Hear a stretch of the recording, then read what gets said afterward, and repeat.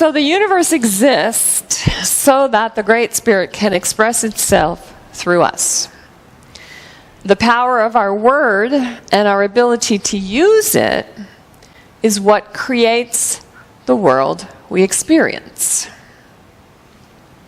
So when I think about Yentl and her innate desire to learn, to communicate, being recognized by her father,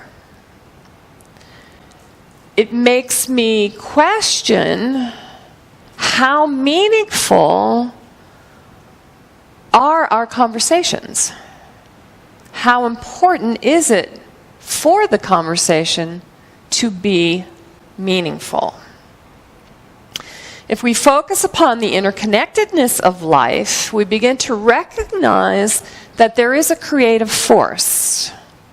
And our conversations with other people help us to engage and to articulate more effectively what we're thinking.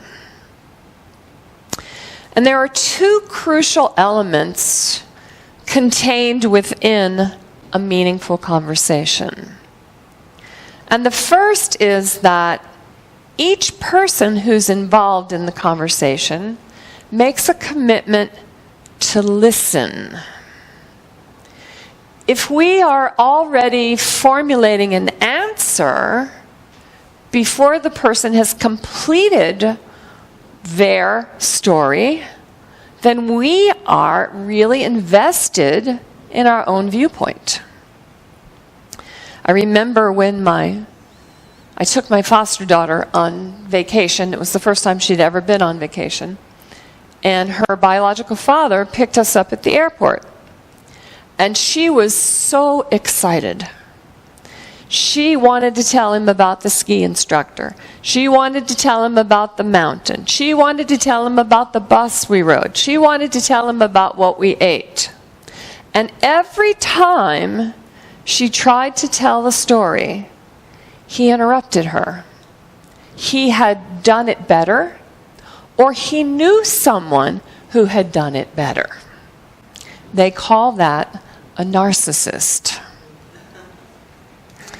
So when we reply rather than listening, the sense of curiosity that can evolve what we know and what we learn is lost. And this really shuts down the expansion of our consciousness.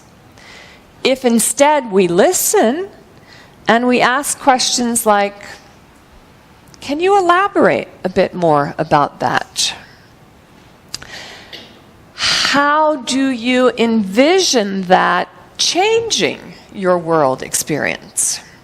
Then we have the opportunity to ponder more deeply what they're trying to share with us. And the second crucial element to a meaningful conversation is to extend that practice to ourselves. You may have noticed that when you're simply thinking things over within your own mind, that you have a tendency to repeat the same stories over and over and over and over again. You try to reframe it a little bit, but it always comes out the same.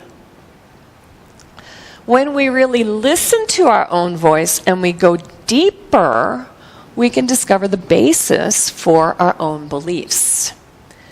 And Reverend Dr. James Lockhart, who is my mentor, shared a story of being at a minister's conference in New York City. And he went out, they all went out for a break, and when they came back, they were encouraged to share their stories. And one of his colleagues stood up and said that she went to St. Patrick's Cathedral and she took communion. And he jumped up out of his seat and said, "You can't do that. You're not Catholic." And he had to step back. He had been a Science on Mind minister for a quarter of a century, but he was raised as a Catholic. So sometimes we have these beliefs that we don't even know we have. Dr. Ernest Holmes, ultimate empowerment is fueling and strengthening another's ability to trust in an ever-existing intelligence. So meaningful conversations expand our world. They allow us to articulate the divine masculine aspect of our beingness, to reformulate our conscious thinking. And when we do that, we experience different ideas and different belief systems. And this expands what we hold within our subjective. At the turn of the century, women weren't supposed to be learning. Wasn't all that long ago. It's only 100 years. And when we support that idea of separation rather than recognizing that the infinite intelligence is at the center of everything and everyone, it disempowers our thinking. It disempowers our experience of living. And you heard her sing, God, our Heavenly Father, O God, and my Father, who is also in heaven, may the light of this flickering candle illuminate the night the way your Spirit illuminates my soul. So Father, metaphysically, is cause to our experience. It is the cause beneath all of creation. When we think, we make use of that divine masculine aspect of our beingness. The law responds automatically, and it sets the divine feminine aspect of our beingness into motion, and then presto, we have an experience. So we help ourselves to experience this gift when we can truly listen with an open mind and an open heart. Let go of our story. Let go of our agenda. Let go of our need to control. And open to receive what is coming through from the divine. Understanding this power and the way it works is about asking that question, Papa, can you hear me? Which is the title of my talk this morning. So we have to listen effectively if we're going to receive the intel from above. Dr. Holmes says man has evolved from the universe as a self-conscious thinking center of living spirit. And as such, he must, in his nature and being, reproduce the universe. Wow. So it's up to us to create the world. It's our responsibility to steward what is happening around us. And the more conscious use we make of that divine masculine, the more fully expanded and fully expressed the divine feminine will be. My mama used to always say, God gave you a brain. Use the damn thing.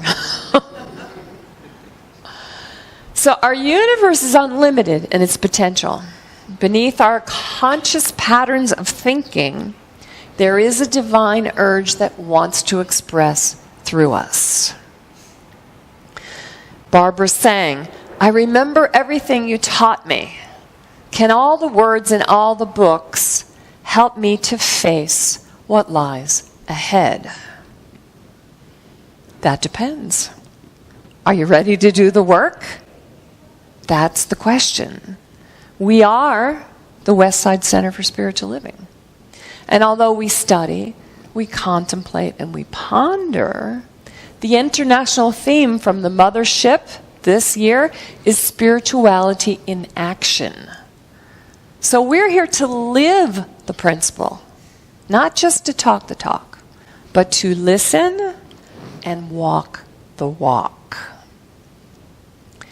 And you know how I love my animals. So in the last week to 10 days when all this changes were going on, I've seen 3 different roadrunners. And boy, did I ever need their message. Because they stop, they turn completely, and they go in a different direction. Wow.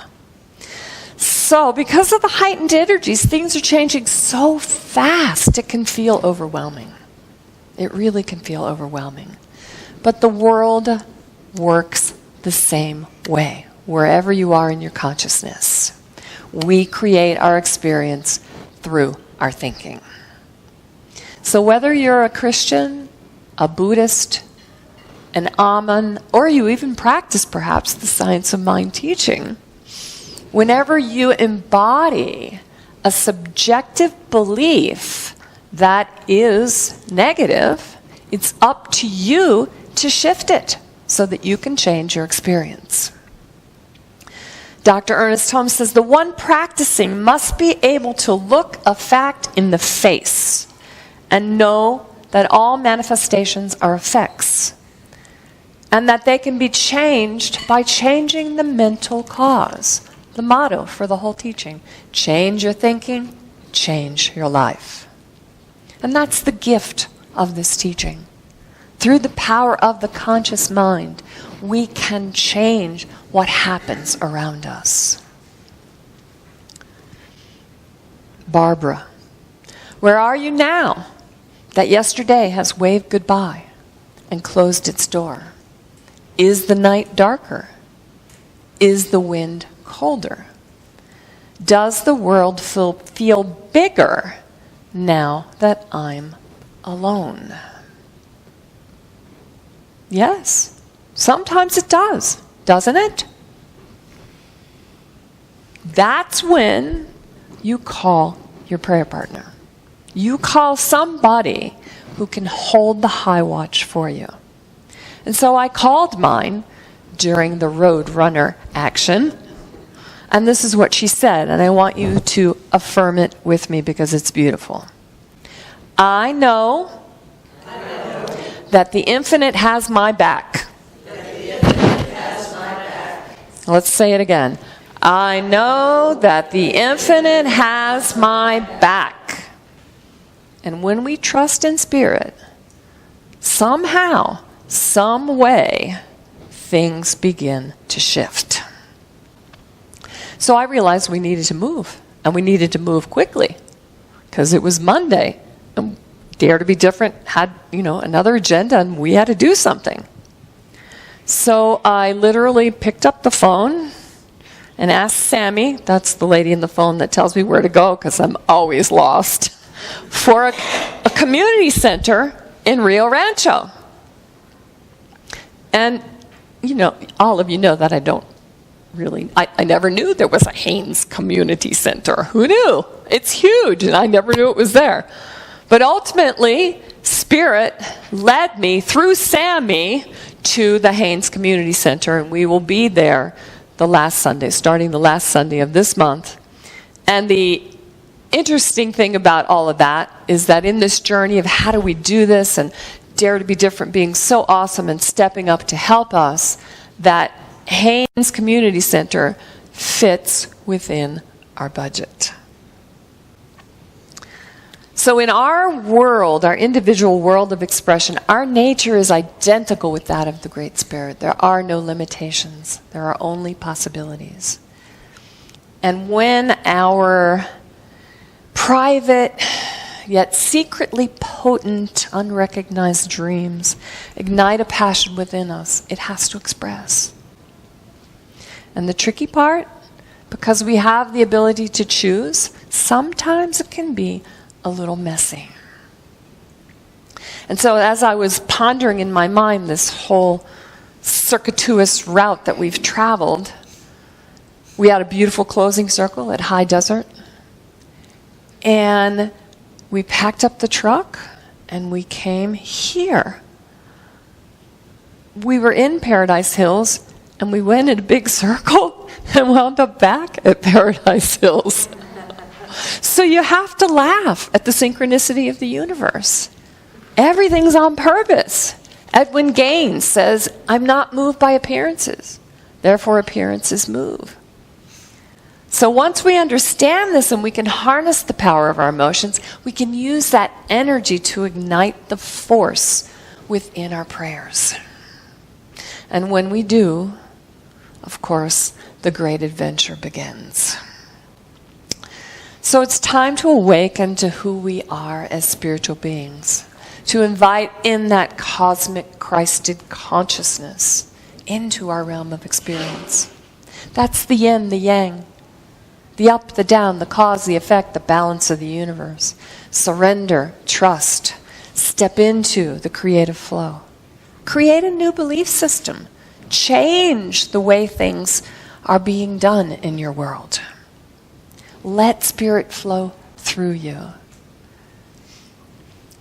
When we can learn to speak clearly about the conditions, when we understand that they can only remain if there's a belief that supports them, then we can begin to engage in the practice of changing the beliefs. So we don't always know what's causing the things around us, especially the stuff we don't want in our lives. But what we can change is our perception. So we can change the way we look at things. Even if we have to fight the thoughts in our head. And that's what our affirmations are about. That you say, my very first affirmation, I am whole, perfect, and complete. I didn't believe it for a second, but I had a sticky note everywhere I went. And I said it over and over and over and over again. I am whole, perfect, and complete. I am whole, perfect, and complete. And when you do that, it shifts what's in your belief system. Then you can not only talk the talk, you can actually listen. And when you ask the question, Papa, can you hear me? And then you walk the walk, the results are magic. Thank you, and namaste.